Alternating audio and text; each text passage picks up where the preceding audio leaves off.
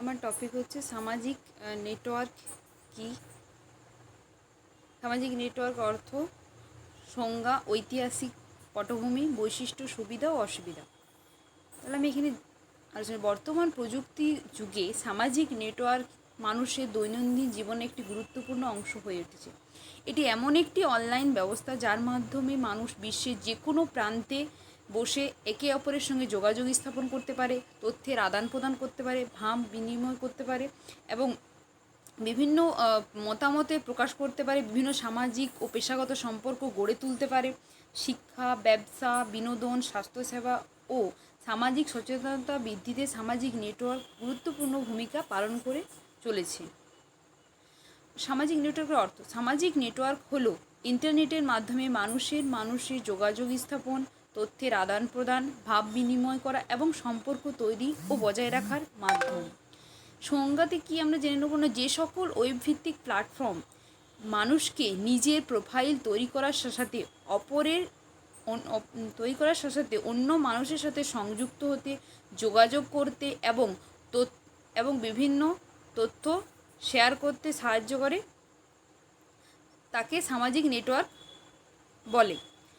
এরপর রয়েছে যে আমি উদাহরণ হিসেবে বলতে পারি, যেমন Facebook, WhatsApp, Twitter, Insta, YouTube ইত্যাদি।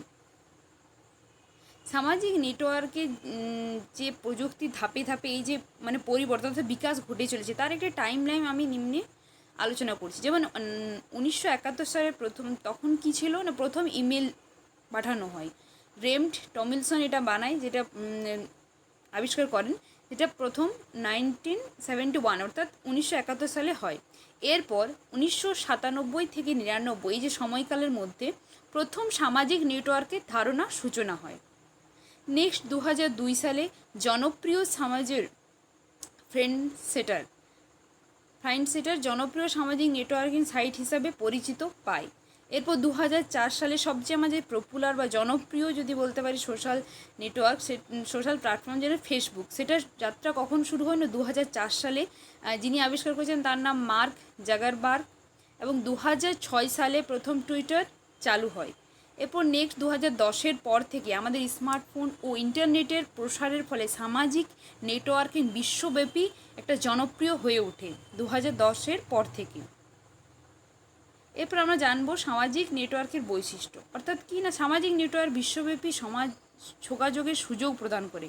এই সামাজিক নেটওয়ার্ক বিশ্বব্যাপী অর্থাৎ কি, আমার এই যে বিশ্ব, এখানে দেশ বিদেশের সাথে যে যোগাযোগ স্থাপন সামাজিক নেটওয়ার্ক করে থাকে। ব্যবহারকারী নিজস্ব প্রোফাইল তৈরি করা যায়, অর্থাৎ ব্যবহারকারী এই যে আমরা ইউটিউব বা ফেসবুক করে থাকি, সেখানে আমরা একটা নিজস্ব একটা প্রোফাইল হয়, যেটা আমরা প্রোফাইল তৈরি করি। অর্থাৎ সামাজিক নেটওয়ার্ক এখানে সাহায্য করছে আমাদের সেই প্রোফাইল তৈরি করতে।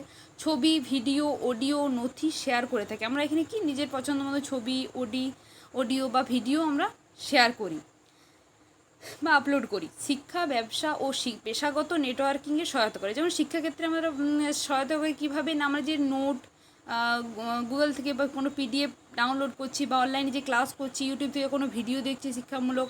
এছাড়া ব্যবসার ক্ষেত্রে যে ব্যবসা আমি কীভাবে উন্নতি করব বা ব্যবসাটা কীভাবে করব, এই ক্ষেত্রেও কিন্তু সোশ্যাল নেটওয়ার্ক সাহায্য করে থাকে। পেশাগত নেটওয়ার্ক, যে কোনো পেশা হতে পারে, কৃষি, মৎস্য চাষ বা যে কোনো ক্ষেত্রে যদি তার কোনো জিনিসে হয়তো জানার থাকে, তাহলে সে ইউটিউব থেকে নিতে পারে বা গুগলের কোনো তথ্য আপলোড করে সেখান থেকে জানতে পারে। এছাড়া স্মার্টফোন, ট্যাব ও কম্পিউটার থেকে সহজেই ব্যবহার করা যায়। আমরা কি না, সোশ্যাল নেটওয়ার্কটা বর্তমান সময়ে, যেমন আমি এখন স্মার্টফোনে ব্যবহার করছি, এটা তাছাড়া কম্পিউটার, ল্যাপটপ, ট্যাব ইত্যাদিতে ব্যবহার করা যায়।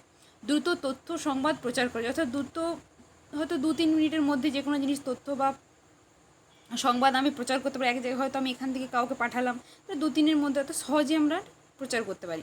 বিশ্বব্যাপী মানুষকে একই প্ল্যাটফর্মে সংযুক্ত করে। এই যে আমরা ফেসবুকে ঘাটছি, আমরা হয়তো বাংলাদেশের কোনো ভিডিও পাচ্ছি, চীনের কোনো ভিডিও পাচ্ছি, জাপানের, এই যে নানা রকম, তাহলে কি যে বিশ্বব্যাপী মানুষের একটা প্ল্যাটফর্মে আমরা সংযুক্ত করছি সামাজিক নেটওয়ার্ক।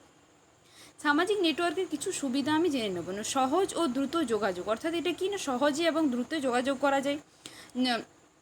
যেমন বললাম, 2-3 মিনিটের মধ্যে কোনো হয়তো ভিডিও আপলোড করলাম, সেটা হয়তো দেশ বিদেশেও পৌঁছে গেলো, তাহলে ওখানেও যেটা কি যোগাযোগ তাড়াতাড়ির মধ্যে যোগাযোগ স্থাপন করলে এবং সহজই, এটা কোনো জটিল পদ্ধতি নেই।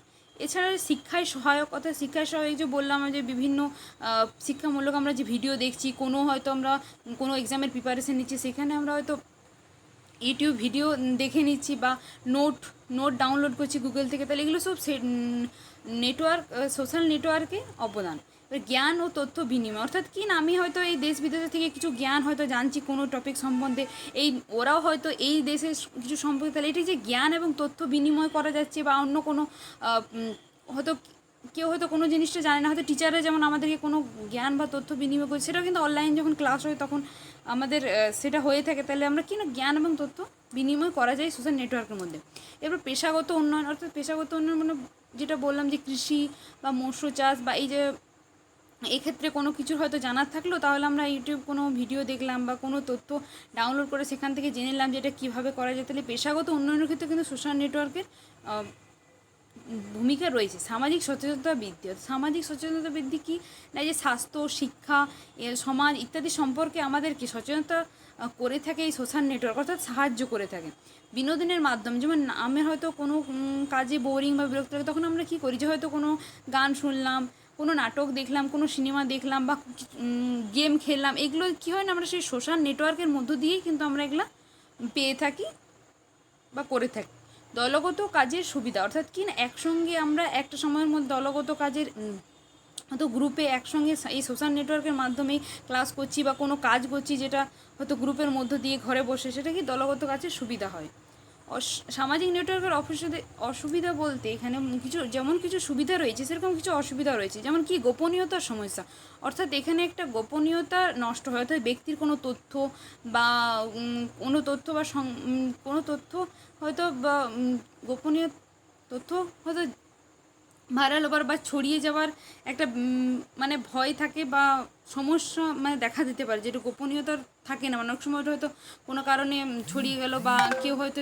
এবার সাইবার বুলিং কি কোনো অপরাধমূলক বা মানে কি ব্ল্যাকমেল টাইপের যে এই জিনিসটা একটু ঝুঁকি থাকে এখানে এই সোশ্যাল নেটওয়ার্ক হয়তো ব্যবহারের ফলে। আসক্তি কিনা, যখন আমি সোশ্যাল নেটওয়ার্ক বেশি ব্যবহার করব, তখন সেটার প্রতি যদি আসক্তি হয়ে যায়, তাহলে আমি কি করব না, বাস্তব জীবনে পড়াশোনা এর থেকে আমি কি দূরে সরে যাব। ভুয়ো খবরের বিস্তার, অনেক সময় কি সোশ্যাল মিডিয়া বা ফেসবুকে আমরা এমন হয়তো কিছু সংবাদ বা তথ্য পেয়েছি, যেটা হয়তো হয়তো মানে বিভ্রান্তিকর তথ্য বা ভুল তথ্য অনেক সময় দিয়ে থাকে, তাহলে আমরা ভুয়ো খবরের বিস্তারটা কিন্তু সোশ্যাল নেটওয়ার্কের মধ্যেই হয়ে থাকে। হ্যাকিং ও প্রতারণা, অর্থাৎ কি কোনো সময় এমনও হয় হয়তো আমার প্রোফাইল কিন্তু কেউ হ্যাক করে নিয়েছে এবং সেটা হয়তো তার মতো করে চালাচ্ছে, তাহলে এই যে হ্যাকিং বা প্রতারণের একটা অসুবিধা রয়েছে সোশ্যাল নেটওয়ার্কের মধ্যে।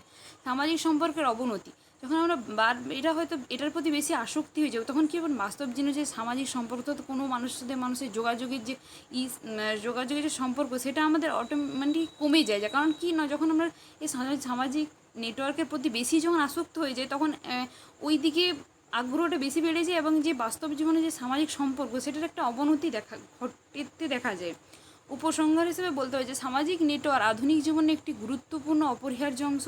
এটি যোগাযোগ, ভাব বিনিময় ইত্যাদি ক্ষেত্রে গুরুত্বপূর্ণ ভূমিকা পালন করে। এটি শুধুমাত্র যোগাযোগ নয়, শিক্ষা, ব্যবসা, গবেষণা ইত্যাদির ক্ষেত্রেও বিশেষ ভূমিকা পালন করে থাকে।